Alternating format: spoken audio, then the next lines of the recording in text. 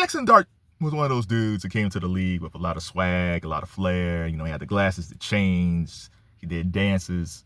You thought that he was one of them dudes. He is one of them dudes. A Republican. Now again, Jaxson Dart, if he's a Republican, that's fine. Listen, we do not live in a monolithic society. If he wants to be a Republican, that's fine. The reason I'm talking about this is that he introduced Donald John Trump at the event.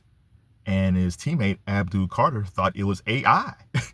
And they realized it wasn't. And he was like, what are we doing here? And now, because Abdul Carter is a Muslim, some conservatives are attacking Abdul Carter just because he's questioning what Jaxson Dart is doing. Now, listen, Jaxson Dart is free to, if he wants to be a conservative, MAGA, Trump guy, that's all well and dandy. He has every right to do that, just like Colin Kaepernick had every right to kneel for the national anthem. He was just exercising his First Amendment rights, and there was no problem there. So I'd be hypocritical that all of a sudden I'll jump on Jaxson Dart for being at a Trump event when I supported Colin Kaepernick and everybody who kneeled for the flag against police brutality.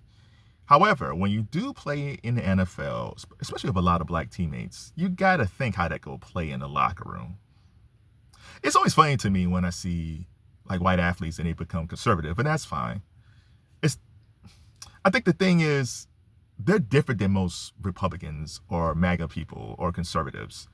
Most of them folks usually aren't around black men that often, or they're not working with a lot of black men.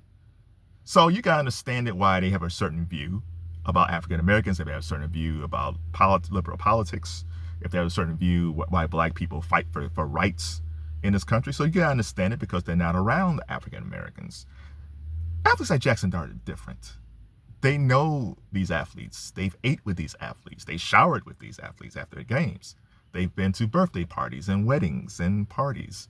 So they have an intimate relationship with a lot of black players. Now, again, it doesn't mean that you should change your political beliefs just because you have black teammates. No, of course not. But when you introduce Donald John Trump at an event, you got to think, is this a good look for my teammates? Yeah, I might get the Giants fans on Long Island or Staten Island or those conservative folks who get season tickets. Like, yeah, you'll get them, but not everybody's conservative. Not everybody is the country music loving, beer drinking, all American. Sometimes all Americans come in different shades. Now, Jaxson Dart, he's going to his second year. Maybe he'll figure this out. I don't know. But introducing a president who, by the way, is not even running for office again. I can understand this if Trump was running for a second term, even though he's trying to run for a third. But if he was running for a second term, I kind of understand why Jaxson Dart would do that. I still would think it's kind of crazy, but I figure, well, Trump's running. Okay, Trump's not running for anything. So if you're Jaxson Dart, why you do it? So now, yeah, you have access to the White House. You might get to go to Mar-a-Lago, and now you're on the conservative radar. That's fine. But is it worth the look in your locker room when you go into OTAs or training camp?